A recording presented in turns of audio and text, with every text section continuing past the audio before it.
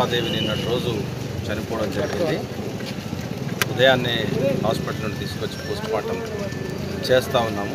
Postmortem తర్వాత తన ఇంటికి వెళ్ళి కొన్ని మన ఆచార వ్యవహారాల ప్రకారం కొన్ని కార్యక్రమాలు చేసిన తర్వాత నేరుగా శ్మశాన వాటికకు తీసుకెళ్ళి అక్కడ అంత్యక్రియలు జరుగుతుంది. అంత్యక్రియల కార్యక్రమం 1 గంట లోపల ప్రారంభం కాబోతూ ఉన్నది. ఇది చాలా దురదృష్టవశాత్తు జరిగినటువంటి సంఘటన. అందరం కూడా దానికి చింతిస్తూ ఉన్నాము.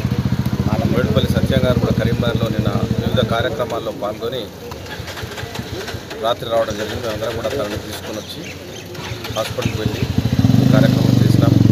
అంత్యక్రియల కార్యక్రమానికి అందరూ కూడా డైరీ ఫామ్ రోడ్లో, మిలిటరీ డైరీ ఫామ్ రోడ్లో ఉన్నది, అక్కడికి అందరూ కూడా సకాలంలో ఇచ్చేయాలని కోరుతాము.